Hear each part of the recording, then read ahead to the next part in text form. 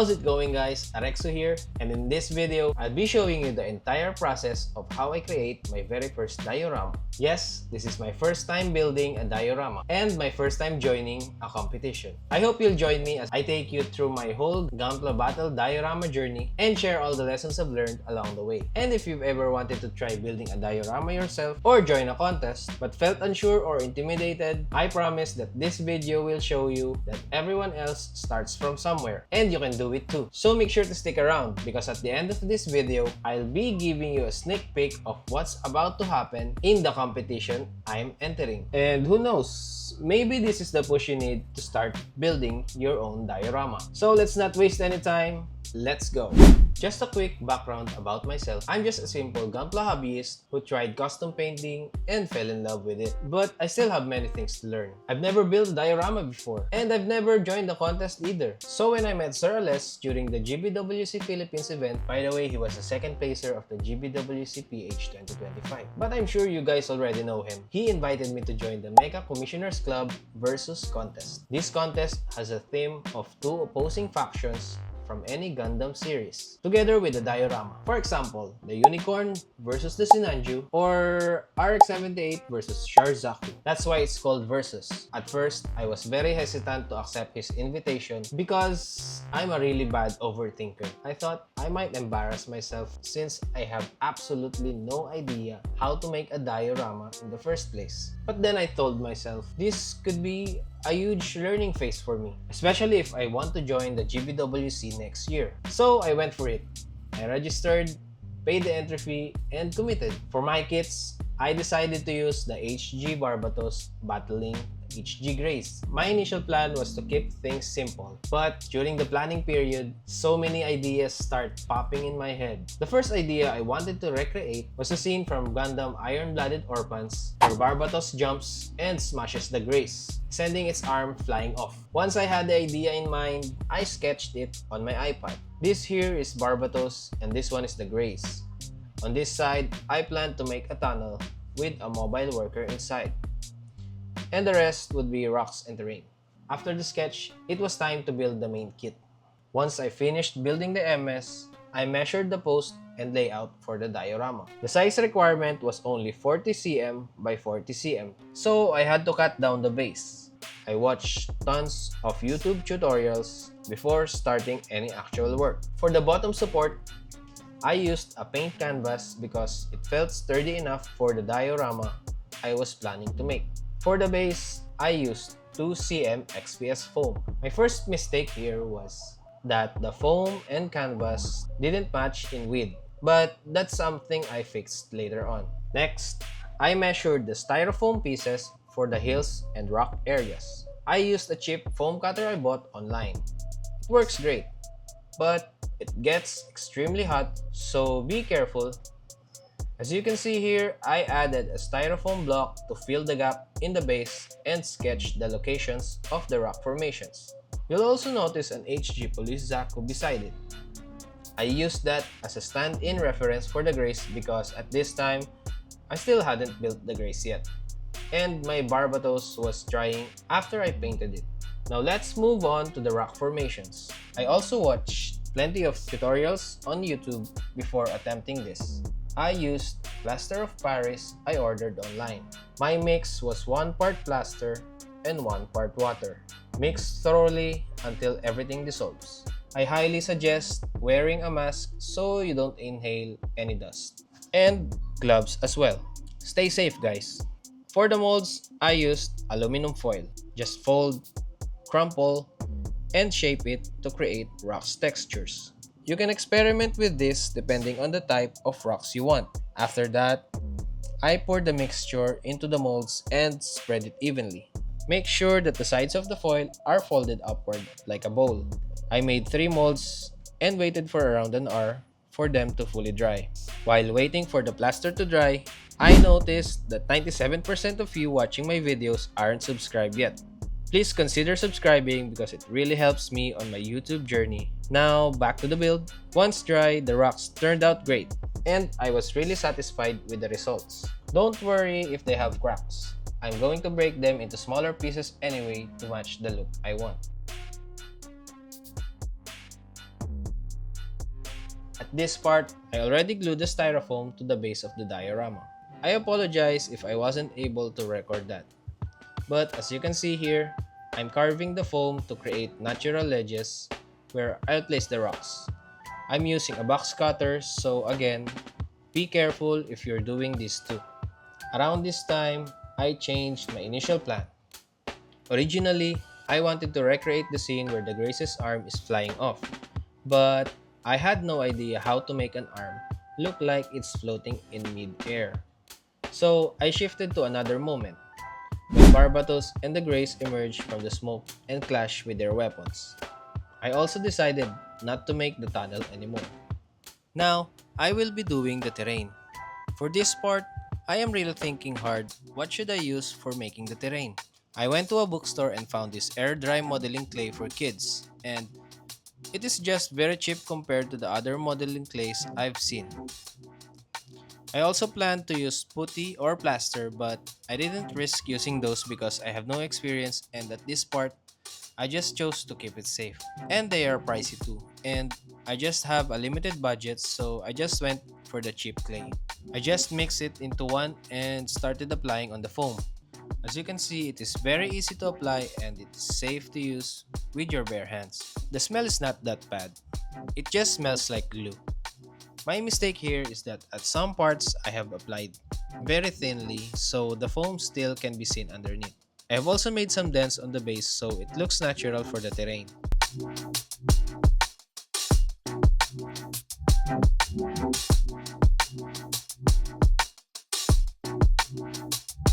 Now, I'm gluing the plaster rocks I've made to the foam. I'm just putting on what looks good for me and what I think is the right piece for the part. The hot glue is very useful and it has strong adhesive on the foam and the rock.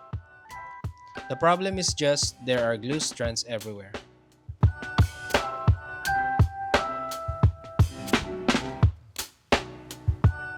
This time I have already added the clay at the rocks part, so you can see it is a very different color than the first one, but that's okay because I am going to paint that over. Here I have also built the mobile worker and I am testing where I will put it together with the custom painted Barbatos. I haven't recorded my customization of the Barbatos, but just to summarize what I did with it, I appreciated it and applied some weathering to make it look like it is on a fight. So, how does it look? What do you guys think? Moving on, I am now going to apply this texture effect called Martian Soil from Hyro Paints. This is also my first time trying this product, so I'm not sure what to expect while using it, but there are instructions indicated, so I think I'll be fine. As you can see, it still needs mixing, so I decided to use this tiny modeling spoon from the clay I have used. I used an old paintbrush to apply it on the terrain. I have thought about other techniques I saw on many tutorial videos across YouTube, but I couldn't find where I could buy the materials needed, so I just settled with these texture effects. And so far, it's going great. At first, I am worrying if this is enough to cover up the whole diorama, so I just applied thin coats to some parts. Before applying, make sure that your clay or whatever you are using underneath is fully cured and dry so that the texture effect will not mess up the material used as a base. At this time, I just left the sides of the diorama unpainted because I am planning on putting pla plates at the sides. At this part, as you can see, there are tiny rocks I have put on top of the texture effects just to simulate a rocky terrain. I have used some coffee grounds I have here. The bonus part with this is my diorama smells really good because of the coffee. Now it's time to paint. The diorama is slowly coming to life because of the added colors.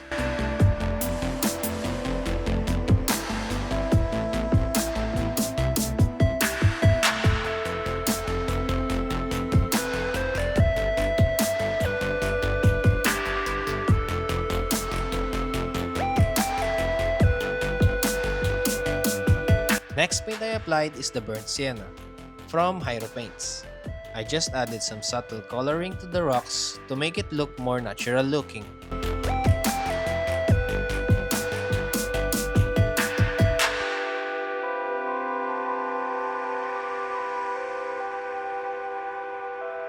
I also added some streaks on the terrain.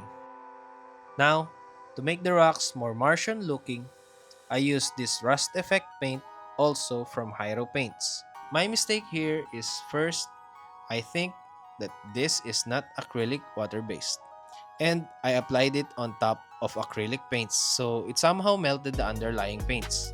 Second is I have not let the first coats to fully dry first. I immediately applied the rust effect after. But it actually turned out great for me. You might see that when first applying the rust effect, it looks wet, but after some time, it dries up and looks rusty and more like it really is Martian rocks. I just used the stripling technique so that I will not melt the paints underneath. Same as the other paints I used. I also applied on the terrain. Now, as you can see, it turned out good for me, but I'm still not satisfied with the color, so I added some orange paint and dabbed a few more brown and rust effects to the diorama. But unfortunately, I have not recorded the process. Moving on to the testing of the placement of the kits, as you can see, this is the pose I chose for Barbatos and the Graze. At this point, my challenge was how I can make the Graze float in the air without showing its base stand, and that's a challenge I'll be conquering later on. But first, let's add some smoke cloud effect for the Barbatos. I want to make it look like Barbatos is sliding from the left side of the diorama, ready to smash using its giant mace. I'm using cotton balls to make the cloud effects. On this part, I am just experimenting what looks good to me. Now that I've decided its position, I started gluing the smoke effect onto the diorama. I'm just applying a tiny drop just to make it stick to the base. Here, I am testing how I can fix the Graze stand to the diorama, and this is what I came up with. I poked a hole into the terrain and hot glued the stand inside. And as you can see, it held up the Graze well. Don't worry about the mess of the glue because I'll cover that up later. At this time, I have just built the Graze but have not yet repainted it. Now I will be making the smoke effect for the Graze's part. Same as Barbatos, I've used cotton balls and I covered up the stand first. Next is the smoke effects at the bottom to imitate a jumping effect for the Graze. I also used a few hot glue to fix the cotton to the base. Here, I have fixed Barbatos on its position. I have glued its feet onto the diorama so it won't move with any movement. And as you can see, I have painted both the smoke effects for Barbatos and Graze with orange and rust colors to imitate the Martian soil. I added some subtle yellow paints too. Now I have custom painted the Graze, applied pre-shading, and added some weathering effects to it. It looks good for me. I also painted the mobile worker too, hand brushed some of the tiny details, and it is very fun to do. I'm still trying to figure out the best position for it.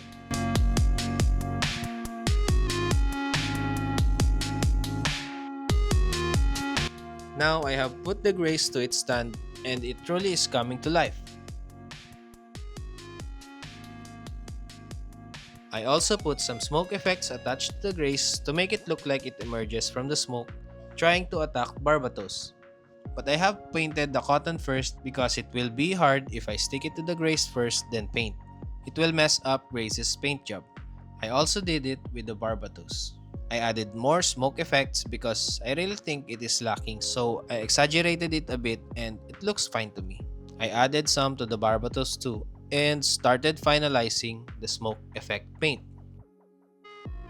And here you go, as you can see, the smoke effects are looking great with the battle diorama.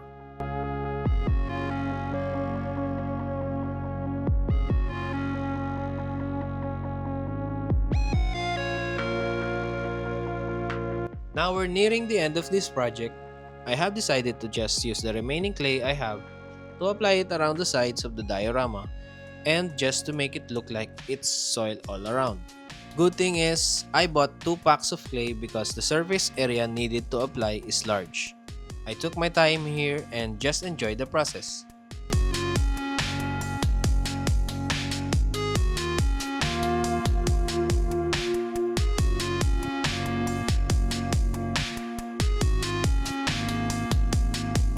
Now all the sides are covered up, it's time to apply the texture effect.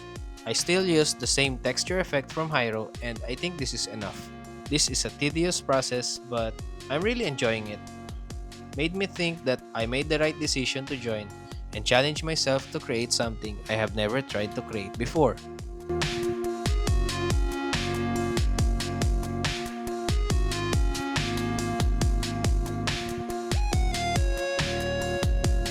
Now the sides are finished, I'm just adding some finishing touches to the diorama. The material that made my entry smell good, coffee grounds. I added some to the smoke effect to make it look like tiny rocks flying away because of the movements. Now for the final assembly, the mobile worker. I'm still undecided where I should put this one, so I took a long time and decided that I think it's best to put it here behind the Barbatos to make it look like Barbatos is trying to protect the mobile worker. Because if I put it on the other side, it would just look like it is watching the fight. So that's where I sticked it to.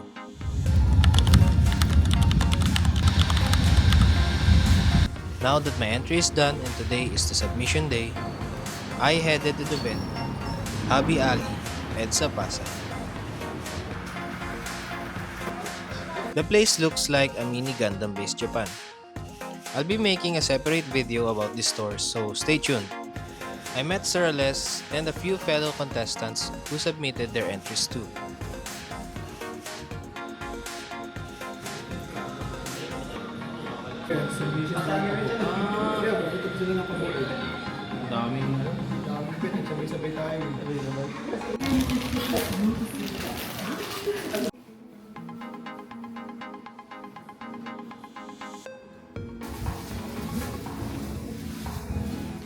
Since I arrived early, these were the only entries I got to film.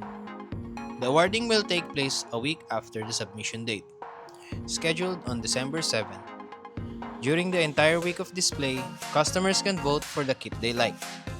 But you must first purchase something worth at least 500 pesos to cast a vote. So if you guys are free, feel free to drop by Hobby Alley and check out all the entries and cast your vote. And now, it's time to show you my diorama.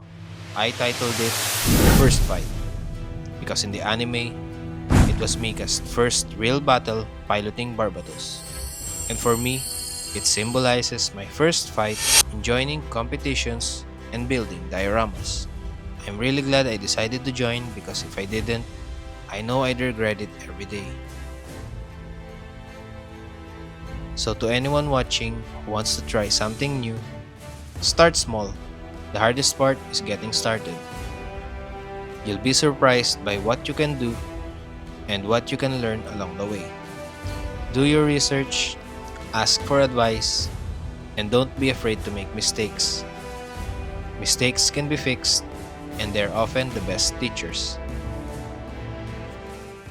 If you guys enjoyed this video, make sure to leave a like and comment below your first time experience doing something you've never done before. And also consider subscribing to the channel for more contents that you'll love, just like this video right here. Once again, I'm Arexu, and as always, keep building, and I'll see you on the next video.